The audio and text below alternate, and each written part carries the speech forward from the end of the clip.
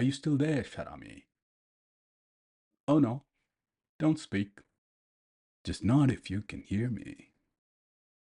Although The Stranger by Albert Camus, to me, is an experiment. It is a fictional story. Of course, Camus has put himself in it. There's quite a bit of him. The memory of his mother's funeral, the memory of his love that didn't work out in the end, Maria Caceres. He was engaged to marry her and it didn't happen for them. Merceau's girlfriend, her name is Marie, and so like that, we unravel the mystery of this novel, the author. Did he put himself on trial? Yeah, perhaps. Did he lose? Yes, he did. Merceau seems to be the kind of man that we would expect from people in society. Kind of. He belongs to the working class. He's a regular guy, a dude, they would say. If we look at his friend circle and his interactions with them, there's the restaurant owner, Celeste, where he seems to have most of his meals. Then there's this guy, Ramon, who lives, in the upper floors of the apartment building. The pimp. He's like that friend who's always calculating, trying to take advantage of people. Then there's the regular neighbors. There's an old man and his dog, both dying, dealing with the reality of old age, loneliness. And Merceau is this guy, not a coward by any means. He would stand up and fight if pushed, but he'd rather not. There's this madness of sincerity about him.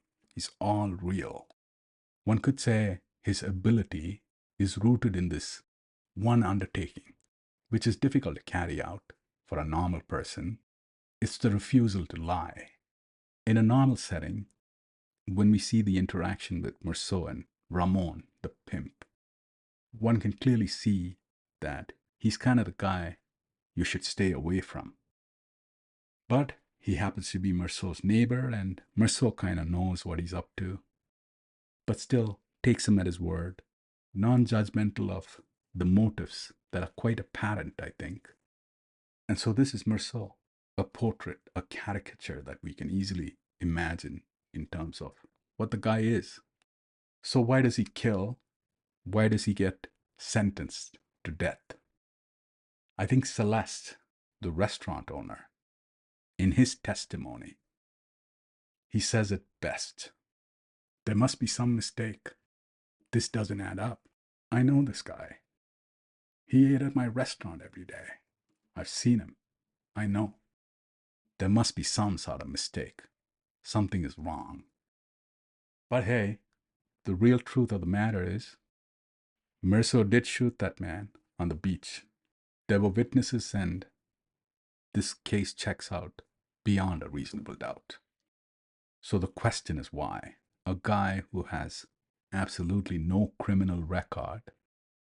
He's described by friends and neighbors and Marie as the ideal of a man in many ways. That is, of course, if you allow for the fallacies of just us as humans. We have our share of darkness, false, vanity. But outside of that, Merceau's cool. He's all right. Apparently, if you ask the high school students in France, because this is required reading, it's part of the curriculum for the baccalaureate. Why did Merceau kill that man on the beach? And an overwhelming majority would say a cause de soleil, because of the sun. What happens on that day at the beach? Merceau's walking, it's hot, blazing, beads of perspiration settling on his eyebrows. He's had more than a few glasses of wine, had a few swims.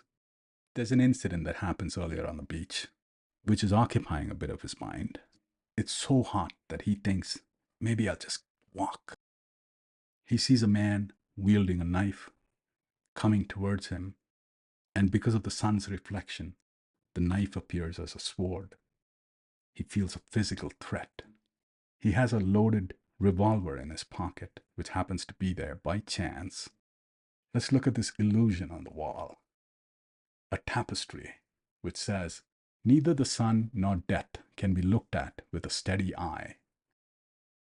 You remember the Duke, Francois Duc de la Rochefoucauld, a physical threat and an existential. Merceau's firing of the gun, first one and then four, bam, bam, bam, bam. There's almost like a musical sound abstraction that we can take from that. And it seemed like time had come to a standstill, which means you look at your center second of your watch, had come to a stop. All the elements around, including us, had coalesced into this kind of glass. Nothing is moving. And there's this cosmic call that Merceau was responding to, asking for help, saying, please do something to break time. And so he does. He answers the call. He shoots first one and realizes, oh, he has kickstarted time. He has shattered this glass. Everything is back to normal. This gratuitous moment of being able to come to the rescue and answer this call, and almost with celebration as well as reassurance, fires 4 more times, right? Bang, bang, bang, bang. And that's why he blames the sun. He thinks that there was this magical aspect of the sun's effects on the situation and on him, and he was called upon to rescue the day, is what is playing in his mind apparently when he's answering the question after great thought and consideration in his head, saying, I'm not sure. I think it was the sun. He believes it. The sun and the sea, they appear as symbols